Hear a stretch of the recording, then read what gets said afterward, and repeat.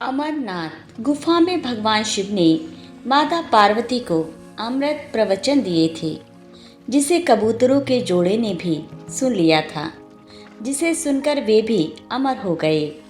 कहते हैं कि आज भी वे कबूतर आपको अमरनाथ की गुफा के आसपास नजर आ जाएंगे, हालांकि उनके दर्शन दुर्लभ ही होते हैं। पार्वती भगवान सदा शिव से कहती हैं, प्रभु, मैं अमरीश महादेव की कथा सुनना चाहती हूँ।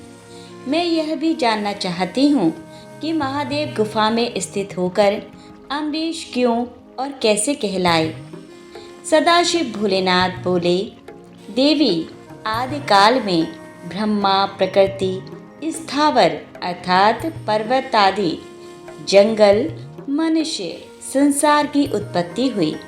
इस क्रमानुसार देवता, ऋषि, पितर, गंधर्व, राक्षस, सर्प, यक्ष, भूतगण, कूष्मांड, भैरव, गीदड़, दानव आदि की उत्पत्ति हुई। इस तरह नए प्रकार के भूतों की सृष्टि हुई, परंतु इंद्रादि देवता सहित सभी मृत्यु के वश में थे। इसके बाद भगवान भोलेनाथ ने कहा कि मृत्यु से भयभीत देवता उनके पास आए। सभी देवताओं ने उनकी स्तुति की और कहा कि हमें मृत्यु बाधा करती है। आप कोई ऐसा उपाय बतलाएं जिससे मृत्यु हमें बाधा ना करे। मैं आप लोगों की मृत्यु के भय से रक्षा करूंगा। कहते हुए सदाशिव ने अपने सिर पर से चंद्रमा की कला को उतारकर निचोड़ा और देवगणों से बोले, यह आप लोगों के मृत्यु रोग की औषधि है। उस चंद्रकला के निचोड़ने से पवित्र अमृत की धारा बह निकली और वही धारा बाद में अमरावती नदी के नाम से विख्यात हुई। चंद्रकला को निचोड़ते समय भगवान सदाशिव के शरीर पर जो अमृत बिंदु गिरे वे सूख गए और पृथ्वी पर गिर पड़े।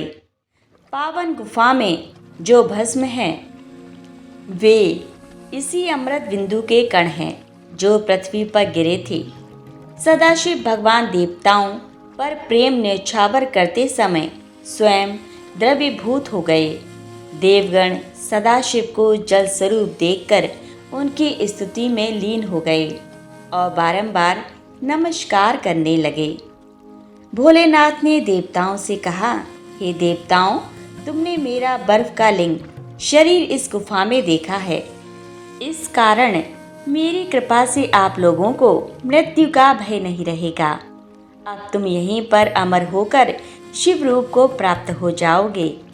आज से मेरा यह अनादि लिंग शरीर तीनों लोकों में अमरीश के नाम से विख्यात होगा। देवताओं को ऐसा वर देकर सदाशिव उस दिन से लीन होकर गुफा में रहने लगे।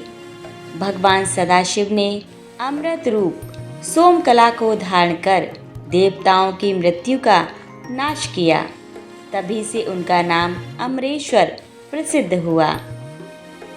अमर कथा।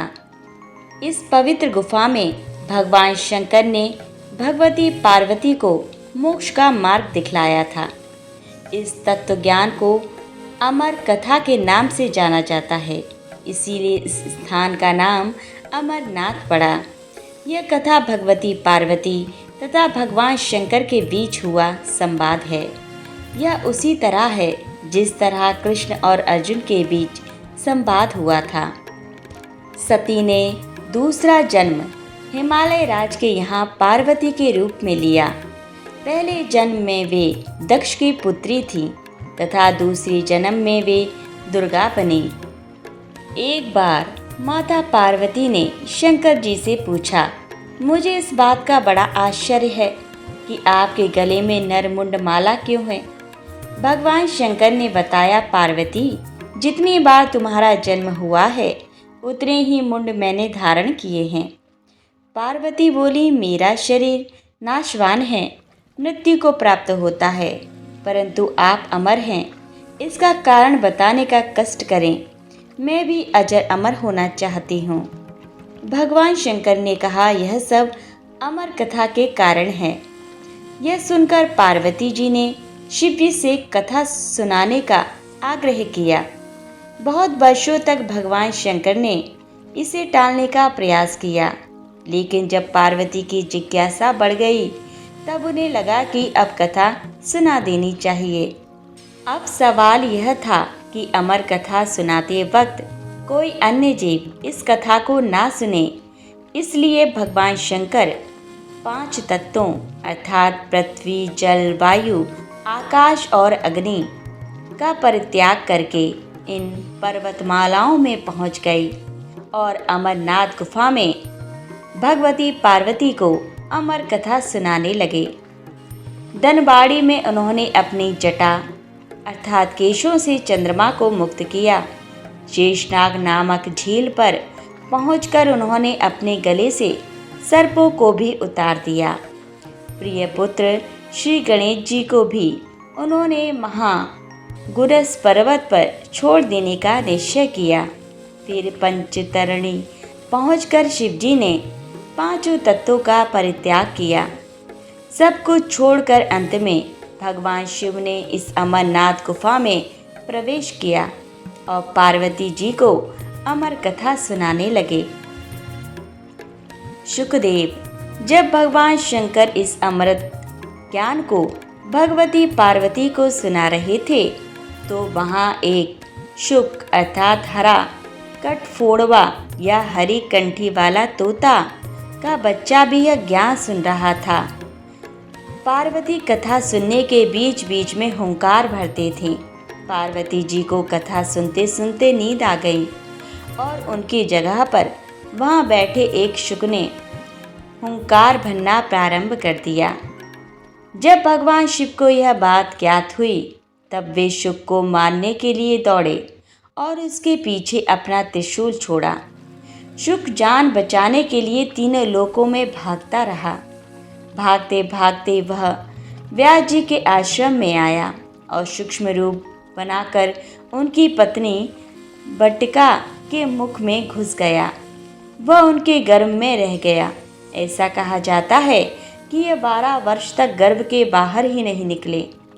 जब भगवान श्री कृष्ण ने स्वयं आकर इन्हें आश्वासन दिया कि बाहर निकलने पर तुम्हारे ऊपर माया का प्रभाव नहीं पड़ेगा, तभी यह गर्भ से बाहर निकले और व्यास जी के पुत्र कहलाए।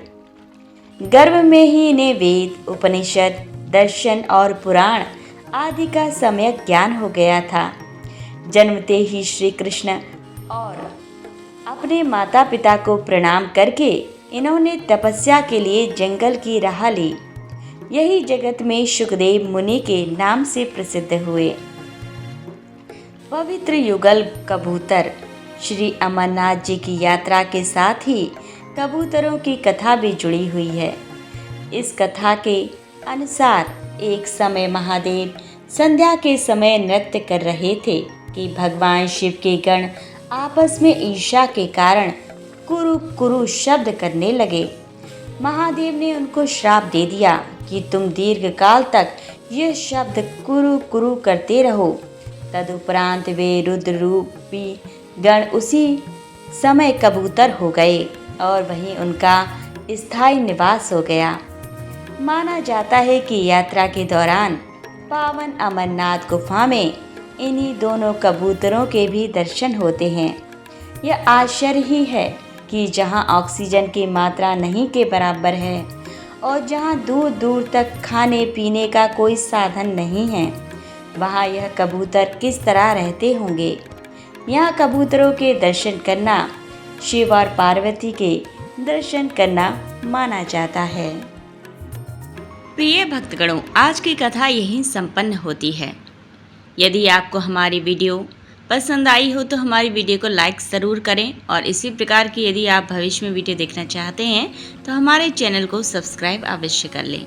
पूरा वीडियो वॉच करने के लिए धन्यवाद।